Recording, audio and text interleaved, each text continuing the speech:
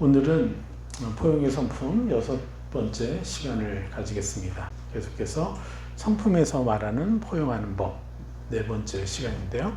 오늘 주제는 하나님의 기준을 가지고 포용하라.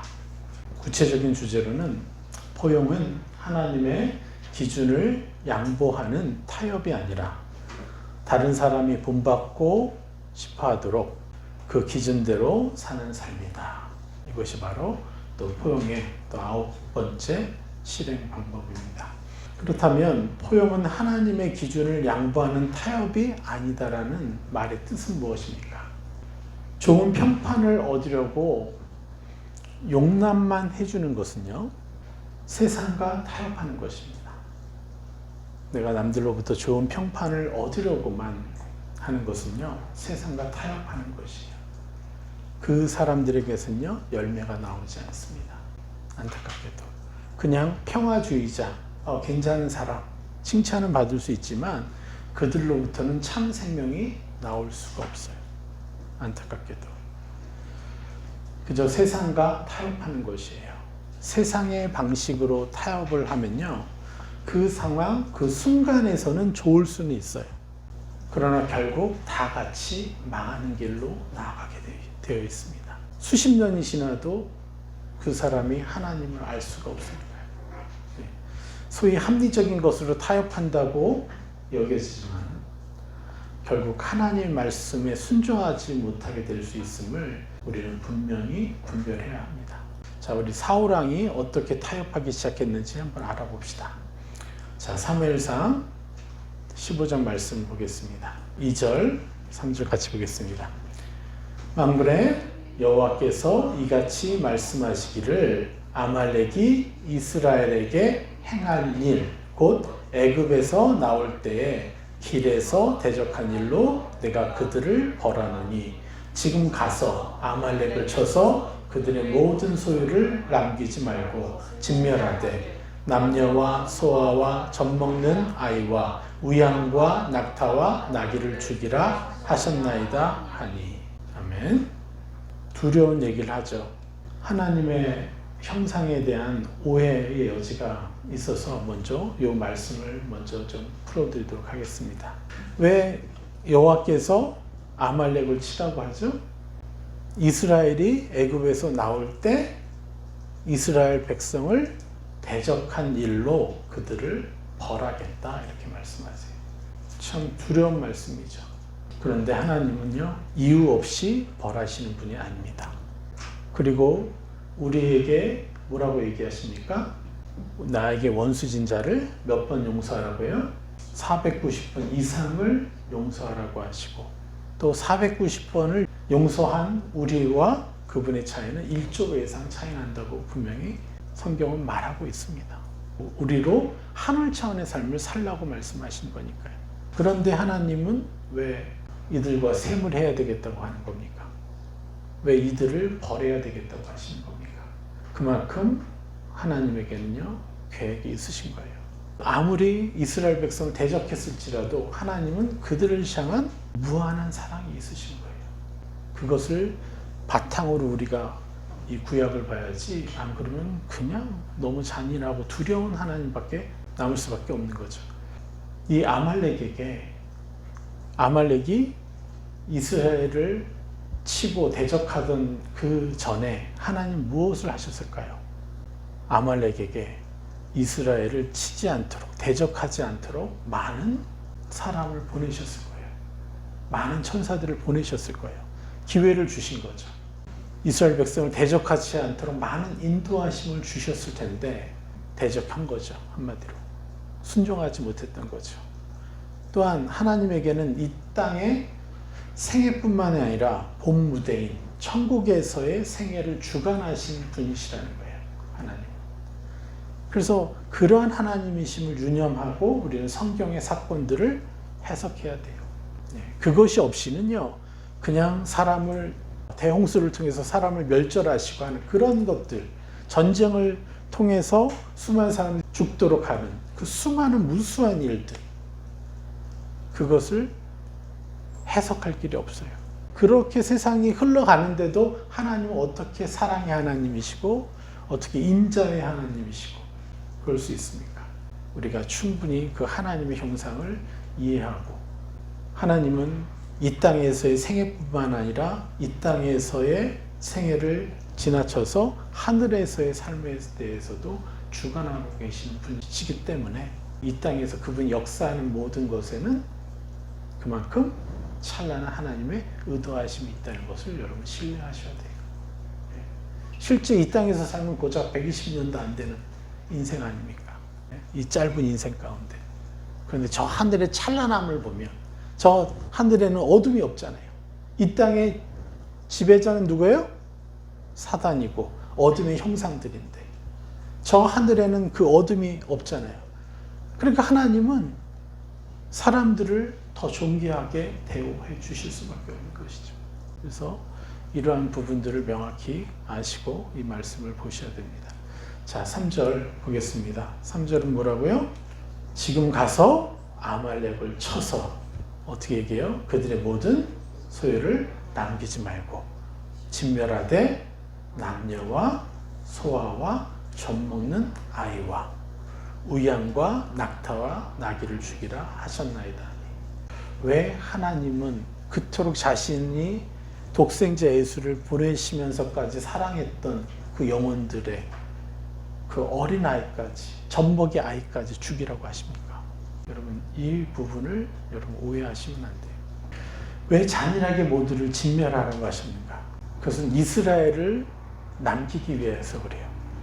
이 땅에 지배받는 악의 노예로, 악의 문화를 퍼뜨리고 있는 그 영향력을 없애기 위해서. 그래서 이스라엘이 그들로부터 썩어지지 않게 하시기 위해서 하나님이 이 일을 하신 거예요. 그러면 그 젖먹이 아이의 미래는 하나님이 어떻게 하시겠어요? 책임지시죠, 당연히.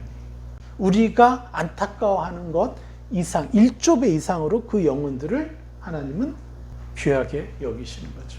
하나님의 의도는 그거예요. 소돔과 고모라처럼 악한 영향력을 펼치고 있는 그 세력을 끊어내시려는 것이죠. 여러분, 죽음은요, 일순간이에요. 0.1초 만에 죽을 수도 있어요.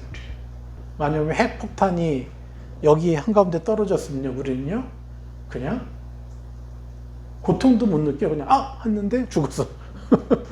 네? 그렇지 않습니까? 예. 그런데 저 하늘에서의 삶은요, 너무나 찬란한 것이죠.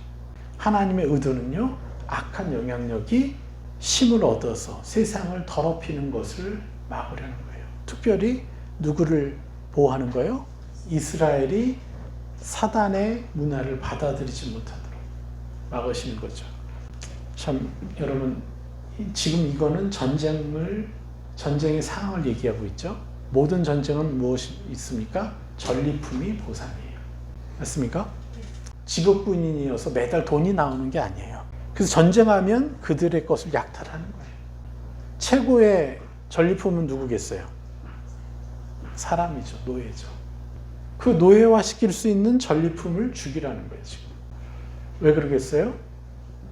계속 얘기하지만 악의 문화에 젖어버린 그 아이들이 커서 그 자기 아버지, 자기 할아버지, 어머니로부터 받은 이 악의 유전들이 커서 영향력을 발휘할 것.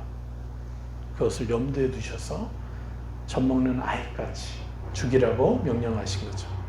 그리고 악에 이용당한 그들, 어찌 보면 억울하게 죽은 그들을 향해서는 하나님의 또 다른 배려하심이 분명히 있음을 믿으셔야 됩니다. 또 두 번째 죽이라고 한 것들이 뭐였죠? 가축이자. 왜 가축까지 죽이라고 했죠? 이거는 이스라엘이 용납하기 더 어려운 거예요. 저들은 내가 잡아먹으면 될 것이고, 그런데 왜 그것까지 죽이려 하시나? 하나님은 아예 모든 전리품을 아예 생각조차 하지 말라고 하십니다. 이 전쟁은 전리품을 얻는 전쟁이 아니라 그냥 완전히 악의 문화를 죽이는, 도말하는 전쟁인 것입니다. 그러니까 당연히 사울로서는 어떤 것이 걱정이 돼요? 백성들의 반발이 예상이 되죠. 내가 첫 왕이 돼가지고 왕이 됐으니 내 백성들이 나를 따르도록 해야 되는데 실컷 전쟁에 나가서 아무것도 줄 수 없다? 그러면 나는 어떻게 되는 거예요? 그야말로 인기가 뚝 떨어지겠죠. 백성의 반발이 예상되는 하나님의 명령인 것입니다. 그래서 하나님의 뜻을 따를 것인가? 아니면 그것을 따르다가 백성이 나를 버리면 어떡하지? 그래서 백성이 원하는 것을 해줄 것인가? 엄청난 갈등 상태에 있는 거예요. 사울은 자신을 왕으로 세운 것은 백성이 아닌데 하나님이심에도 엄청난 갈등이 있는 거예요. 이것들을 여러분 한번 생각해 보십시오. 그래서 사울왕은 타협하기 시작하는 겁니다. 악의 속삭임이 여기서 계속해서 나타나는 거예요. 악이 여러 아이디어를 제공해요. 그 결과로 8절 같이 읽어보겠습니다. 아말렉 사람의 왕 아각을 사로잡고 칼날로 그의 모든 백성을 진멸하였을 때 사람은 진멸했어요. 그런데 9절 사울과 백성이 아각과 그의 양과 소의 가장 좋은 것 또는 기름진 것과 어린 양과 모든 좋은 것을 남기고 진멸하기를 즐겨 아니하고 가치 없고 하찮은 것을 진멸하니라. 좋은 가치는 데려가고 가치 없고 하찮은 것들은 다 죽여버렸어요. 그래서 뭘 해요? 여호와의 명령을 순종하는 척만 한 거예요. 척만. 여러분 우리의 삶도 한번 돌이켜봐야 돼요. 우리도 얼마나 많은 영역에서 타협하고 있는지를 돌이켜보셔야 돼요. 이런 타협하는 것들이 많으니까 하나님 우리를 쓰실 수가 없는 거예요. 하나님 이거를 우리에게 고쳐주길 원하세요. 왜냐? 우리를 더 찬란하게 쓰시고 싶으니까. 여러분을 책망하는 게 아니라 더 찬란한 하나님의 형상, 타협이 아니라 온전한 순종, 온전한 하나님의 기준으로 포용하는 삶, 이것을 우리에게 원하시는 거예요. 그래서 우리 카타콤에서는 이 로마 시대 때 그 노예로 있었고 종으로 있었던 그리스도인들은요, 예배를 드리러 갈 때 오늘 이 예배가 내가 잡혀가는 예배일 수도 있겠구나를 알고서도 계속해서 주의를 성수한 거예요. 미국이 언제부터 망하기 시작한지 아세요? 이런 방송으로 예배를 즐기면서부터. 그러면서 급격하게 무너지기 시작한 거예요. 그런데 로마 시대 때 그리스도인들은 뭘 했어요? 내가 그 자리에 가면 로마 군인들에게 잡혀가서 사자밥이 될 수 있음을 알고도 예배를 드리러 간 거예요. 그렇기 때문에 그러한 믿음 때문에 로마의 그 타락한 귀족들이 노예이지만 나의 종이지만 저 사람과 내 아들, 내 딸을 결혼시켜야 되겠구나 해서 또 다른 귀족의 자녀와 자기의 자녀를 결혼시키지 않고 깨어있는 귀족들은요, 자기의 노예인 그리스도인들과 결혼을 시켜서 그들이 결국은 귀족이 되는 거예요. 그리스도인들이. 그래서 로마가 기독교를 공인하게 이렇게 된 거예요. 할렐루야.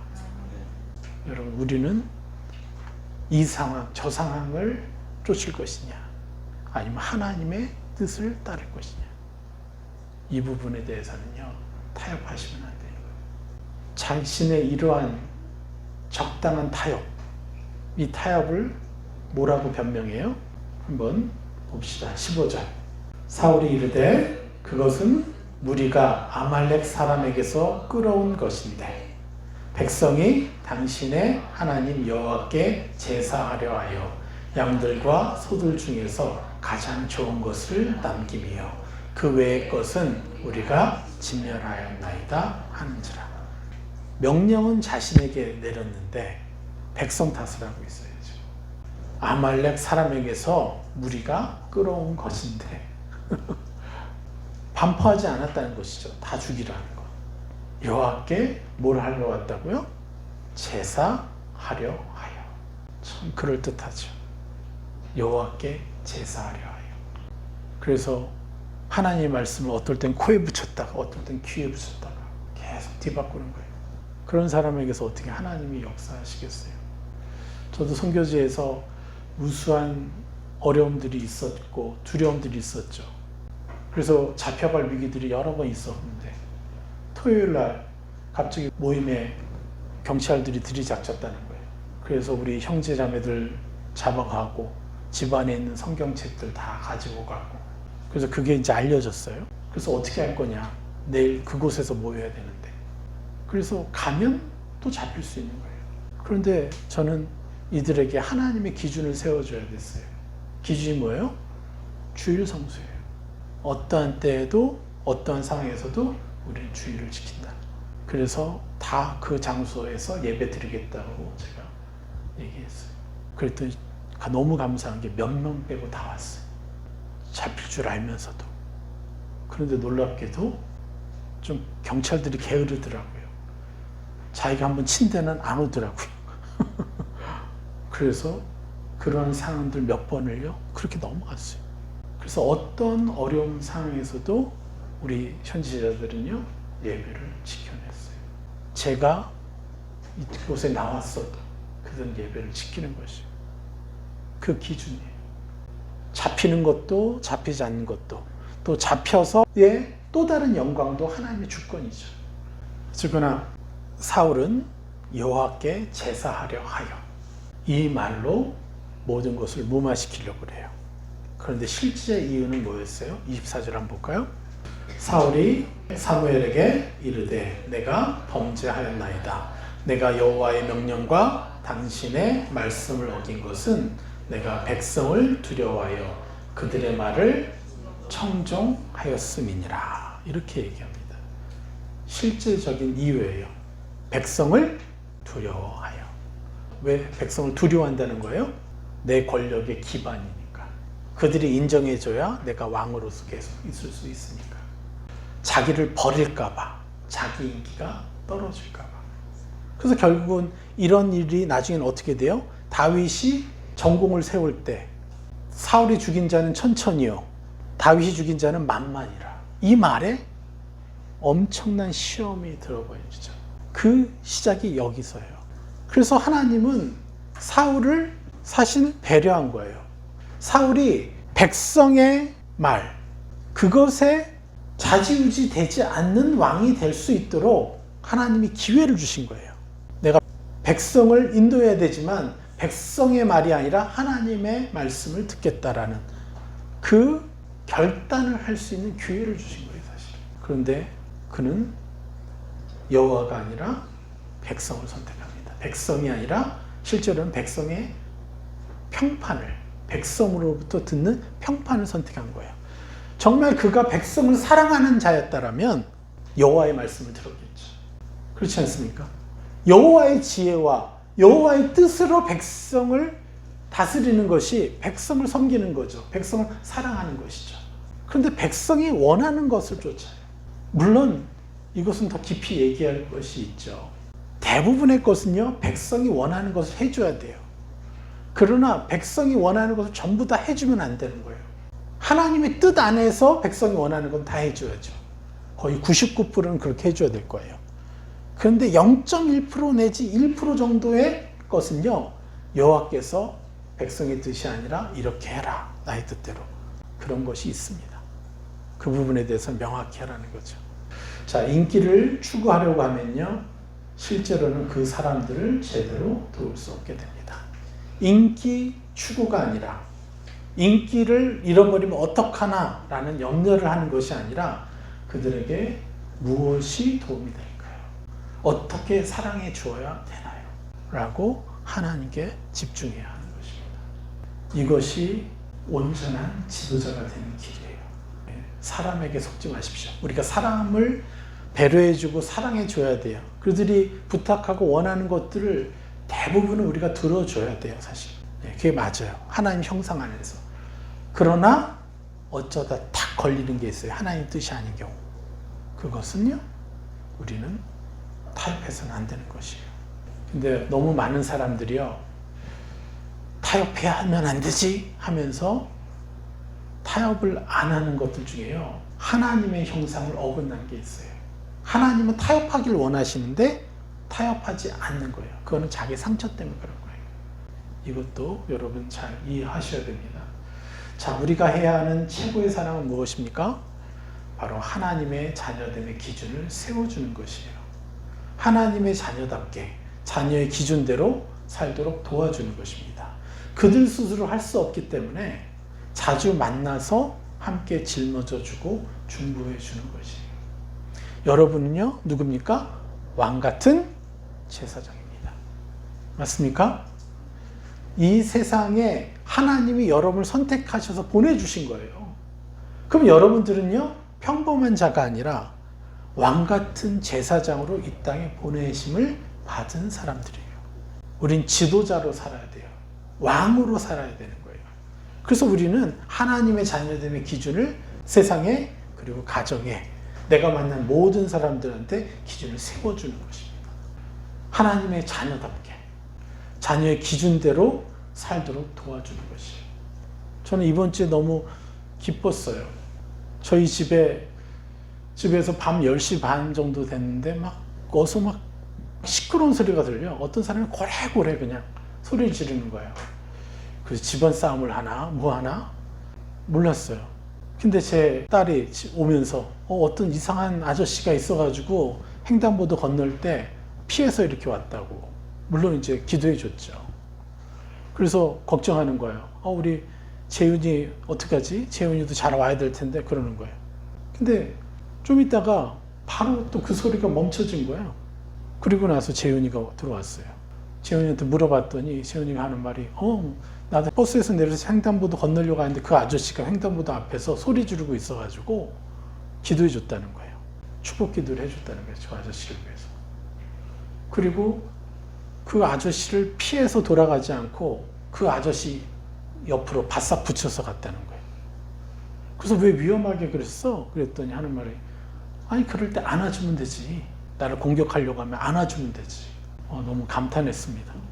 예전에 유튜브 동영상에도 전철에서 어떤 아저씨가 막 소리치고 경찰들하고 이렇게 대적하고 있는데 옆에 있었던 청년 하나가 일어나서 그 아저씨를 딱 안아주니까 갑자기 순한 양이 돼가지고 하소연하는, 이게 하나님의 형상 아닙니까? 이게 왕같은 제사장이에요.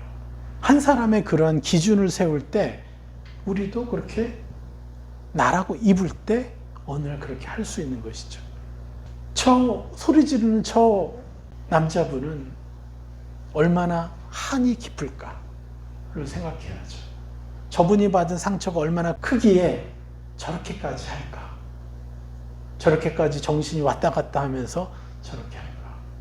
여러분, 하나님의 사람은 이거 좀 생각할 수 있어야 되는 거예요. 그래서 우리는 왕같은 제사장으로서 내가 어떻게 할 것인가? 하나님의 자녀됨의 기준을 세워줘야 되고, 하나님의 자녀답게 자녀의 기준대로 살도록 도와줘야 되고, 그리고 그들 스스로 할 수 없으니까 자주 만나서 함께 그들의 짐을 짊어주고 중보해주고, 길을 가다가 보게 되는 어떠한 사람들, 그들을 판단하는 것이 아니라 저들도 더 멋진 삶을 살 수 있도록 우리가 축복해 주는 것. 이게 왕같은 제사장이 할 일이죠.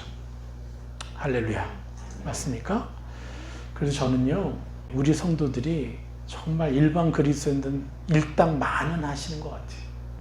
직장에서 지나가다가 판단될 사람을 축복하잖아요. 10,000명의 성도들이 일주일이 지나도 한두 명 축복하지도 못하고 지나가는 그냥 일반 성도들이 있어요. 여러분들은 이미 이것을 함으로 왕같은 제사장이 된 것이에요. 할렐루야. 예.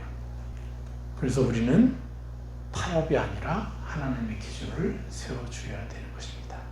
자, 그리고 또 뭐라고 합니까? 포용은 다른 사람이 본받고 싶어 하도록 그 기준대로 사는 것이다.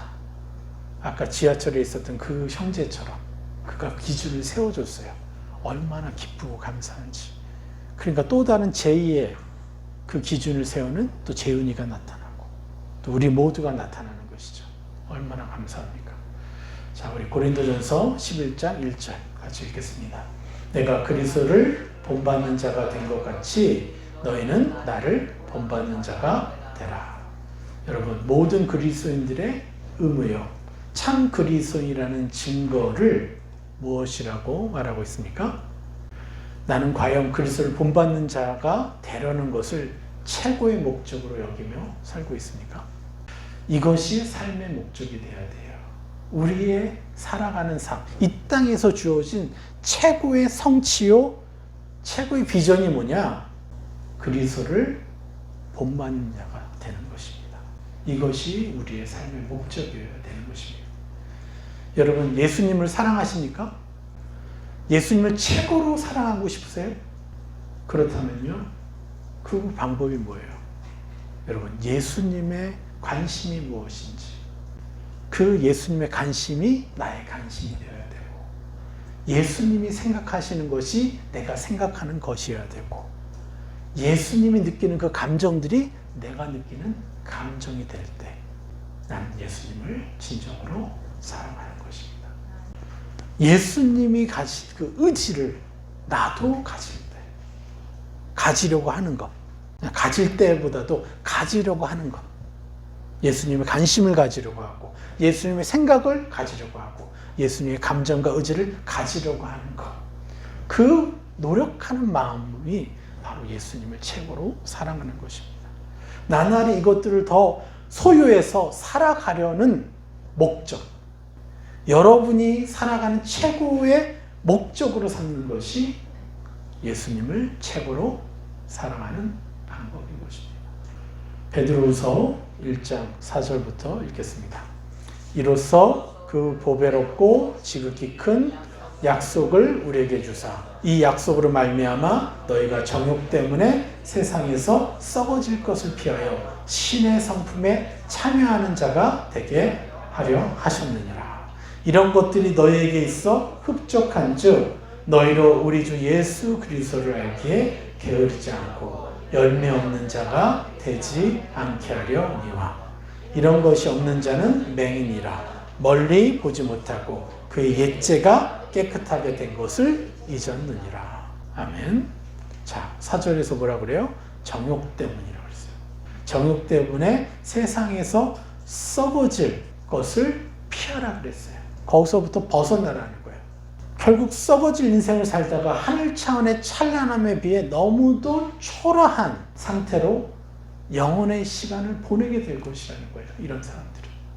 정욕 때문에 세상에 썩어질 사람들은요, 하늘 차원의 찬란함과 비교돼서 계속 그가 죽어서도 저 하늘에서 저 찬란한 영생을 사는 존재와 비교되는 삶을, 초라한 인생을 영원히 살게 될 것이라는 거예요. 너무 안타깝지 않습니까? 그래서 그것에서 피해서 뭐라는 거예요? 신의 성품에 참여하는 자가 되게 하려 하셨느니라. 예수님이 이 땅에 오신 목적이에요. 신의 성품에 참여하는 자. 이것을 뭐라 그러죠? 천국을 침노하는 자. 우리의 분명한 정체성이에요. 그래서 우리가 살아가는 이유와 목적이 되어야 되는 거예요. 이러한 사람들이요, 부유한 자인 거예요. 실제로 엄청나게 부유한 자예요. 8절에 뭐라고 합니까? 이런 것이 너에게 있어 흡족한즉 너희로 우리 주 예수 그리스도를 알기에 게으르지 않고 열매 없는 자가 되지 않게 하려니와. 그래서 신의 성품에 참여하는 자가 되려는 것에 흡족한즉 너희로 우리 주 예수 그리스도를 알기에 게으르지 않는다 그랬어요. 예수 그리스도를 아는 것의 본질은 뭡니까? 바로 예수 그리스도의 형상이 무엇인지를 아는 것이에요. 예수님이시라면 어떻게 하실까를 아는 거예요. 그래서 제가 선교지에 가서 무수하게 초창기에 물었던 것이 예수님 당신이시라면 이런 상황에서 어떻게 하실까요? 라고 계속해서 물어봤어요. 그걸 잊을까 봐 화장실에도 붙여놓고 거실에도 붙여놓고 내 기도하는 방 앞에도 붙여놓고 예수님 당신이라면 이런 상황에서 어떻게 하실까요? 잊지 않기 위해서. 그저 말씀 몇 절을 암송하고 성경 전체를 달달달 외우는 게 예수 그리스도를 아는 게 아니에요. 예수 그리스도 형상을 아는 것은요, 예수님의 이런 상황에서 어떻게 하실지를 아는 것이에요. 그래서 알고 실패하더라도 계속해서 나로 입는 것. 그럴 때 나는 변화되는 것이에요. 자, 열매의 본질이 뭐예요? 열매 없는 자가 되지 않게 하려 하심이라. 그런데 열매의 본질이 뭐겠어요? 바로 예수님의 형상을 얼마나 입었느냐. 이게 우리의 열매인 거예요. 악의 형상을, 옛사람의 형상을 자기 자신으로 인정하는 사람들에게 예수님의 형상을 입혀주는 것이에요. 두 가지요. 내 자신에게 입혀주고 다른 사람에게 자신의 형상을 악의 형상으로 옛사람으로 인정하는 사람들에게 예수의 형상을 입혀주는 것. 이게 열매예요. 교회를 수십 년 다니고 심지어 선교사로 헌신했다 하더라도요. 사람을 판단하고 존재 가치를 등급 매기고 그걸 나누고 있다면요. 안타깝게도 썩어질 열매밖에 없는 거예요. 그들의 노력은 가상하지만 그 오직까지 나가서 선교사를 한 그들의 노력은 가상하지만 안타깝게도 더 찬란한 열매가 아니라 그냥 어느 정도의 열매밖에 안 생긴다는 거예요. 여러분 이걸 아셔야 됩니다. 그래서 이 교계와 선교계가 다 개혁돼야 돼요, 사실. 이걸 모른 채 계속해서 그냥 사역하고 있기 때문에. 자, 9절에서 뭐라고 합니까? 같이 읽어볼까요? 이런 것이 없는 자는 맹인이라. 멀리 보지 못하고 그의 옛죄가 깨끗하게 된 것을 잊었느니라. 자, 맹인이 되어서 뭘 못 본다는 거예요? 멀리 보지 못하는 거예요. 그리고 뭘 본다는 거예요? 그의 옛죄가 깨끗게 된 것을 못 보니까 뭘 본다는 거예요? 자기의 옛사람만 본다는 거예요. 그게 뭐라고요? 맹인이라는 거예요. 영적인 소경. 그래서 옛사람이, 악한 영들이 나인 척할 때, 옛사람이 나인 척할 때 그것을 나로 내가 아니라고 거절하기가 어려운 거예요. 이걸 사도 바울이 얘기한 것도 아니고 누가 얘기한 거예요? 사도 베드로가 얘기한 거예요. 사도들은 온전히 예수 그리스도를 통해서 이 옛사람이 내가 아니고 새 사람이 나라는 것을 배웠다는 거예요. 그래서 영적인 소경의 참뜻이 뭐라고 한 거죠?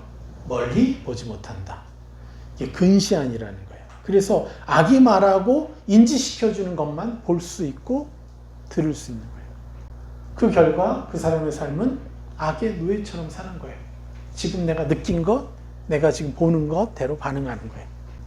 카멜레온에게 빨간색을 보여주면 빨간색으로 변하고 파란색을 보여주면 파란색으로 반응하고 악이 나에게 짜증을 보여주면 짜증이 나고 저 사람이 싫은 마음을 내게 보여주면 저 사람이 싫고 저 사람이 혐오스러운 마음을 보여주면 저 사람이 혐오스럽고 영적인 소경이라는 거예요. 이게. 맞습니까? 성경이 말하고 있는 거예요. 그래서 영적인 소경을 불러주셔서 우리로 이제 온전한 시야를 가진 자를 잘하고 온전한 시야를 가진 영적인 시야를 가진 자로 불러내시기 위해서 예수 그리스도께서 오신 것이죠. 얼마나 감사합니까? 여러분 영적인 소경으로 사는 시간이 점점 줄어들고 있죠? 네? 100%는 못 벗어날 수도 있어요. 네, 괜찮습니다. 중요한 건 내가 하나하나 지금 그 프로테이지를 회복시키는 거예요. 그게 중요한 거예요. 그렇죠. 어떤 사람은 90%를 악에게 내어줬던 사람인데 90%를 되찾아왔어. 어떤 사람은 10%밖에 되찾아오지 못했어. 영적인 소경으로 어떤 사람은 10%를 살고 있고 자신의 시간에 어떤 사람은 영적인 소경으로 사는 시간이 90%예요. 그럼 누가 더 잘 사는 거예요? 누가 더 잘 사는지는 나오지만 명확하지만 그러나 상급은 다를 수 있다는 거요. 여러분 인지하고 계시죠? 그 사람이 어떤 백그라운드에서 배경 가운데 살았느냐로 그 상급은 달라지는 거라는 거. 그래서 자신의 옛죄가 깨끗하게 된 것을 잊었느니라. 영적인 소경이 되어서 근시안이니까 악에 의해서 속고 있으니까요. 옛사람이 이미 씻겨진 존재라는 것을 잊어버리니까요. 그래서 열매 없음의 결과가 바로 옛사람을 자신으로 여기는 것이라고 명확히 말해주고 있는 거예요. 그래서 열매는 뭐라고요? 계속해서 새 사람을 입는 것입니다. 새 사람을 입혀주는 것입니다. 자, 참 그리스도인의 수준으로 살아갈 때 본받고 싶어하는 삶을 누릴 수 있게 되는 것은요, 당연한 것입니다. 그래서 사람들은요, 우리의 삶을 통해서 예수님을요, 영접하고 싶은 거예요. 이것을 분명히 이해하셔야 돼요. 내가 이전보다 얼마나 더 성화되고 있는가, 얼마나 더 성화되어 가고 있는가, 그렇지 못하다면 무엇이 빠져 있는지 우리 여쭤봐야 돼요. 여러분, 하나님 아버지를 위해서 시간 낭비하지 맙시다. 온전한 신앙생활을 하기 위해서 끊임없이 여쭤봐야 됩니다. 여러분은 자신을 얼마만큼 인정하고 있습니까? 사람으로 사는 인생을 살고 있어요? 신으로서의 인생을 살고 있어요. 사람은요, 근시안적이고 영적인 맹인으로 살아요.